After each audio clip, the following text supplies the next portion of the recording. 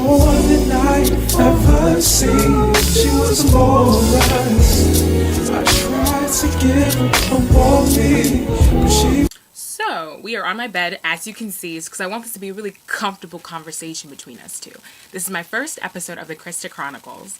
I told myself that when I finally felt strong enough about something going on in my personal life, that was going to be my big sign. That was going to be my sign to start this little video blog thing. Here you go.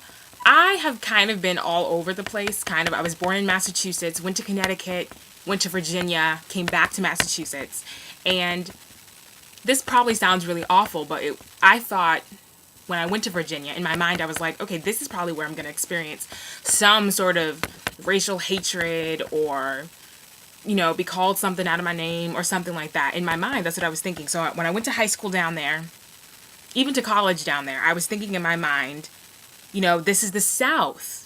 This is like the area where it's most likely to happen. So although I experienced things, but nothing really like directly, that was like intentionally like after me. I've had friends go through things. Sometimes in my mind, I may have assumed something was happening to me. Like, doesn't make any sense. But Massachusetts to me, I wasn't thinking anything. I wasn't really thinking about it. It wasn't on my radar. And you can judge me all you want, call it ignorance, whatever. But I like to believe in the good in people, and I like to believe that people deep down are inherently good-natured. So it kind of just flew off my radar.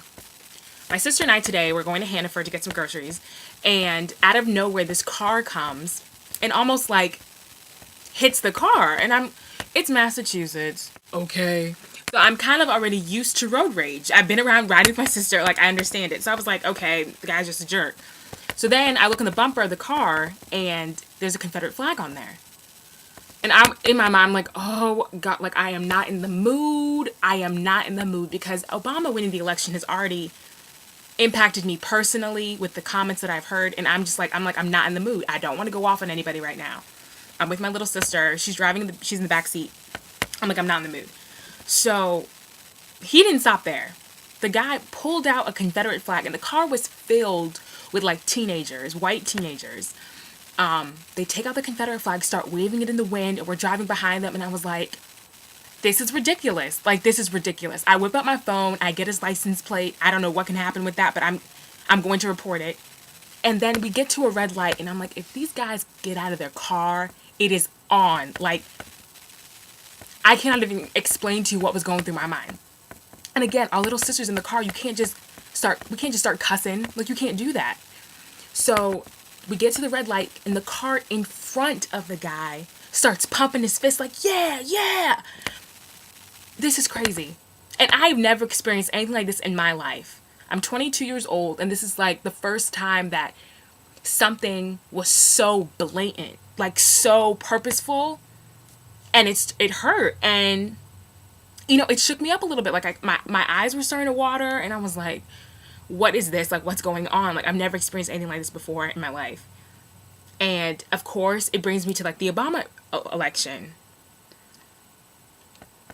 Like, is there a connection? Like, the wonderful thing about a democracy is that we all get the chance to voice our opinions, that we all feel some sort of responsibility when it comes to electing people to office. But I think to a lot of people, Obama winning again kind of solidified the fact that, you know, it wasn't a fluke, it wasn't an accident, like the people want him. I've heard comments that I can't even repeat, that I don't even want to repeat, about him being reelected. And I can't help but think that there's some sort of connection. And I told myself when something happened in my life personally, I would make a little video about it and I would share it with everybody else. So this is episode 1 of the Christa Chronicles, and I hope you guys have enjoyed it. I'll be posting more, and have a wonderful day. Stay blessed. Bye.